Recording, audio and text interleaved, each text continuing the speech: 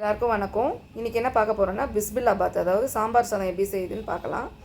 அதுக்கு தேவையான பொருள் வந்து அரிசி, பச்சரிசி, துவரம்பருப்பு, 200 கிராம் அரிசி எடுத்திருக்கேன், 200 கிராம் துவரம்பருப்பு. இதெல்லாம் வாஷ் பண்ணிவிட்டு ஒரு 3 சொம்பு தண்ணி விட்டு மஞ்சத்தூள், பெருங்காயம்,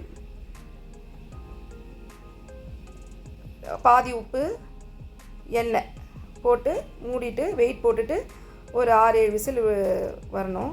அதுக்கு நம்ம வந்து ஒரு பாத்திரத்தில் ஒரு லெமன் அளவுக்கு ஒரு புளியும் வெல்லமும் ஊற வச்சுக்கணும். மிளகா, தனியா, பருப்பு, கடலப்பருப்பு, வெந்தயம், அப்புறம் சீரகம், இதெல்லாம் வந்து அரைக்கிறதுக்கு தேவையான பொருள்.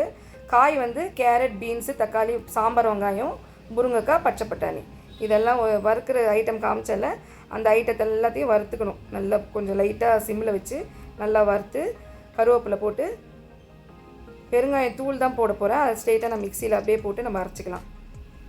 கட்டி பெருங்காயமாக இருந்தால் அதையும் வறுத்துக்கலாம். மோஸ்ட்டாக பவுட்ரு தான் யூஸ் பண்ணுவாங்க எல்லோரும். ஸோ அதனால் நான் அதை வறுக்கலை, ஏன்னா அது வறுத்தா வந்து கருப்பாயிடும்.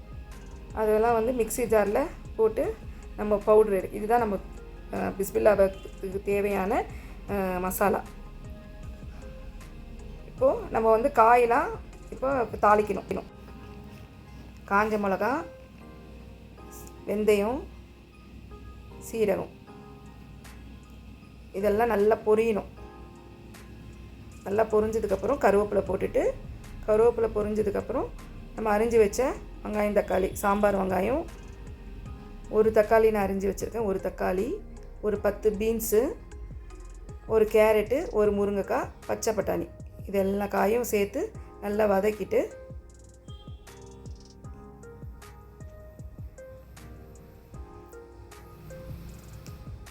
உப்பு வந்து நம்ம ஏற்கனவே பாதி உப்பு போட்டிருக்கோம், இதில் மீதி பாதி உப்பு போட்டுடலாம்.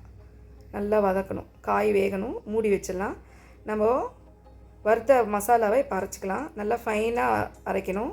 இந்தமாதிரி பவுடராக அரைச்சிட்டு இப்போ இந்த காயோட அந்த மசாலாவை சேர்த்துக்கலாம். நல்லா தண்ணி மிக்ஸ் பண்ணி குலுக்கி அதில் சேர்த்துருங்க. இன்னும் கொஞ்சம் எக்ஸ்ட்ரா தண்ணி ஊற்றிட்டு சாம்பார் பவுடர் ஒரு 2 டீஸ்பூன் போட்டு நல்லா அப்படி கிரேவியாக நல்லா இருக்கணும். நம்ம ஊற வச்சுருந்த புளி, வெல்லம் அதை கரைச்சி ஊற்றிடலாம். காய் வெந்ததுக்கப்புறம் ஊற்றணும். நல்லா கொஞ்சம் கொதிக்கணும், புளி வாசனை போகிற அளவுக்கு. அப்புறம் நம்ம வந்து வேக வச்ச அரிசி, பருப்பு நல்லா வெந்துருச்சு. இப்போ அந்த மசாலாவை சேர்க்க போகிறோம். நெய் விட்டுக்கலாம். இப்போ கொஞ்சம் நெய் விடுவேன். லாஸ்ட்டாக எல்லாத்தையும் சேர்த்ததுக்கப்புறம் இன்னும் கொஞ்சம் நெய் விடணும். ஒரு 4 டீஸ்பூன் நெய் விட்டுருக்கேன். இப்போ மசாலாவை எல்லாத்தையும் சேர்த்துக்கலாம்.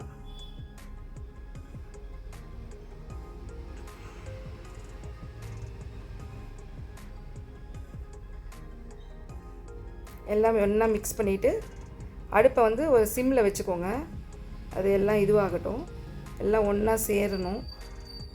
அடுப்பை ஆன் பண்ணி சிம்மில் வச்சுட்டு எல்லாத்தையும் மிக்ஸ் பண்ணுங்கள். மிக்ஸ் பண்ணிவிட்டு திருப்பியும் இப்போ மேலே நெய் ஒரு 3 ஸ்பூன் நெய் போதும், கரெக்டாக இருக்கும். அப்போ தான் உங்களுக்கு அந்த பிசுப்பு இல்லாமல் இருக்கும். பச்சரிசினா கொஞ்சம் ஒட்டும். நம்ம நெய் ஏற்கனவே நம்ம தாலியை வேக வைக்கிறதுக்கு எண்ணெய்லாம் விட்டுறதுனால கரெக்டான பதம் இதுதான். சுவையான பிஸ்பில்லாபாத் ரெடி.